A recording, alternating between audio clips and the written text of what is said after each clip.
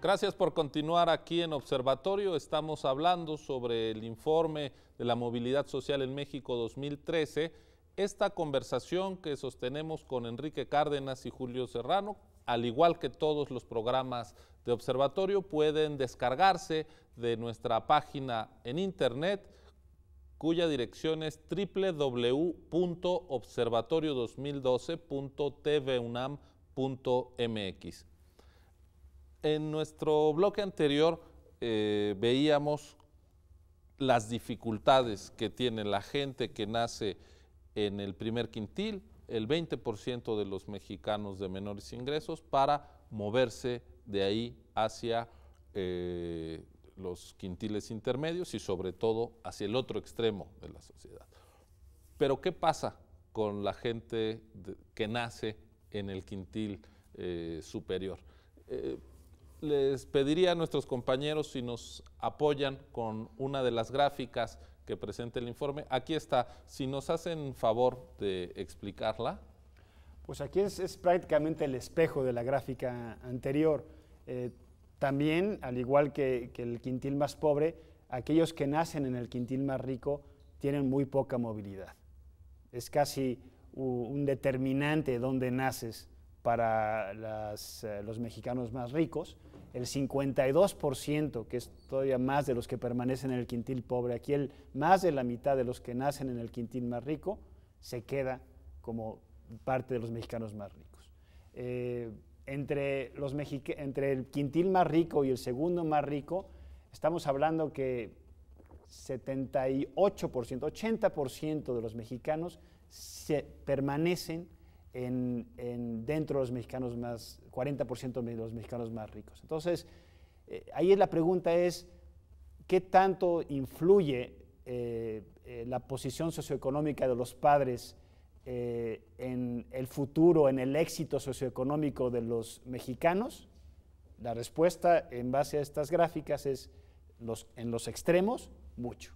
Y como vamos a ver después, también qué tanto influye la educación de los padres o qué tanto influye Aquí nada más, Julio, perdóname, que un mexicano que nazca rico se vaya al 20% más bajo, son prácticamente nadie. Sí, prácticamente nadie. Sí. Así es muy Dos poco de cada movible. 100.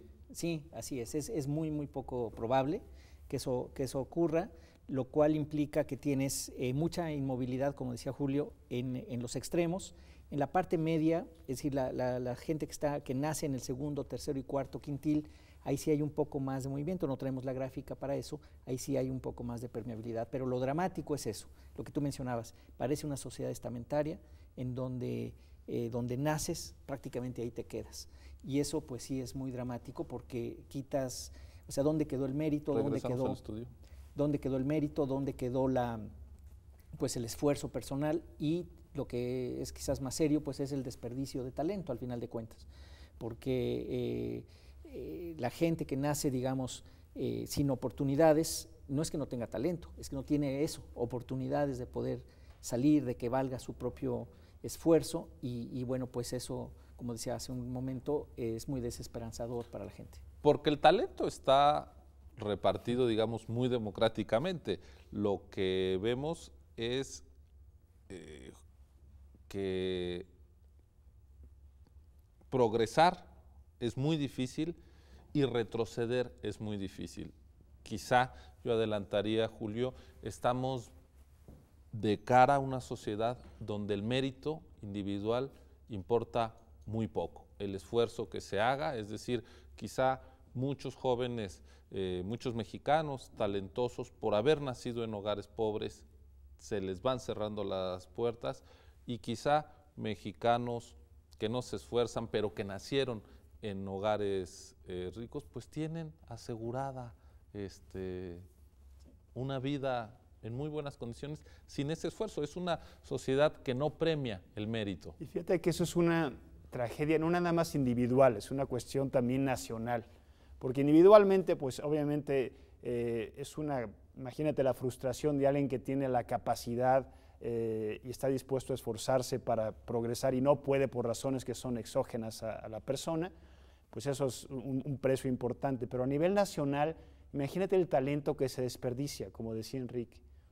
El país está dejando de aprovechar gente que podrían ser grandes directores, podrían ser grandes empresarios, grandes funcionarios, que por la mala suerte de haber nacido en una capa de la sociedad muy pobre, no tienen las oportunidades para poder demostrar ese talento y ese esfuerzo. Entonces, las repercusiones van más allá de una frustración personal, van también a un tema de eficiencia nacional, donde no se están aprovechando los recursos humanos que tenemos.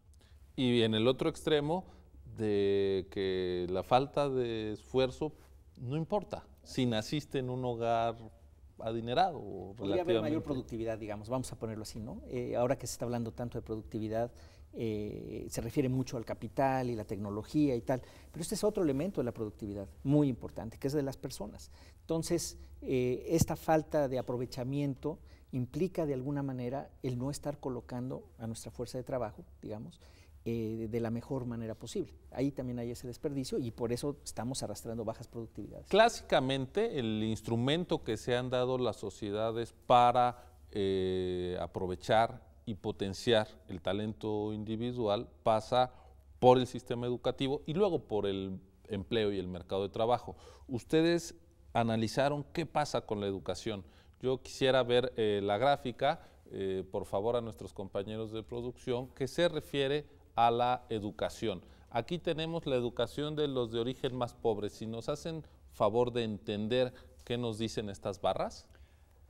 Sí, mira, son los mexicanos que nacieron dentro, otra vez, seguimos con esa misma segmentación, aquellos que nacieron en el 20% más pobre de la población, ¿a qué nivel escolar llegaron?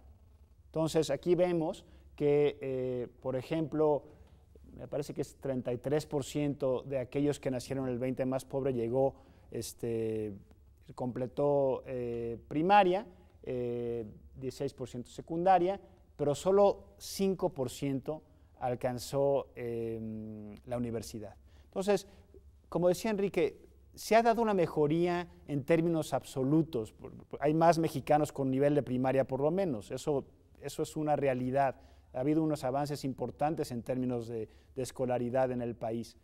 Pero, ¿qué tantos de los que nacen en un hogar pobre logran alcanzar el nivel escolar más alto de universidad? Son todavía muy pocos. Y ahí el problema, Ciro, es que la recompensa de la educación se está dando por los niveles altos.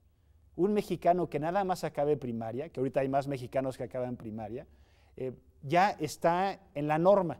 Entonces, para diferenciarse y ganar más, necesita tener niveles escolares más altos. Y nada más para darte unas cifras muy rápido. La diferencia entre el ingreso esperado de alguien que tiene primaria con alguien que tiene universidad es el doble. Claro. Y aquí lo que estamos viendo, si sumamos las 3 barras de la izquierda, nos da 74%. Exacto. Es decir, que de los mexicanos que nacen en el 20% más pobre, 75 de cada 100 apenas terminarán la primaria. Así es. Solo una cuarta parte podrá ir más allá y como ya lo decías, solo 1 de cada 20, el 5%, llegará a cursar estudios profesionales. Y aquí empezamos a ver, Ciro, digamos, o intuir por qué tenemos esa perpetuación de los ingresos que decíamos en el otro bloque, es decir, por qué está perpetuándose las mismas personas en pobreza. Aquí estás viéndolo, porque no tienes, a esa misma gente no puede acceder a una educación superior, por ejemplo, y se queda sin estudios o sin estudios suficientes y por eso tiene también pocos ingresos, ¿no? Entonces, eso es dramático. Y si vemos, quizás en el siguiente bloque, no sé, tú mandas, sí, la parte de los más ricos, donde acaban estudiando, vamos a ver con mucha claridad qué es lo que está pasando. Vamos precisamente a hacer un corte y volvemos. Lo que estamos viendo ya con estos datos es que el sistema educativo nacional, en vez de volverse un detonador de la movilidad social, está reproduciendo las desigualdades de origen de los mexicanos y esa sí es una falla mayor del Estado mexicano. Hacemos una pausa y regresamos a esta interesante y creo yo muy inquietante conversación sobre esta esclerosis social que está padeciendo México. Continúe con nosotros.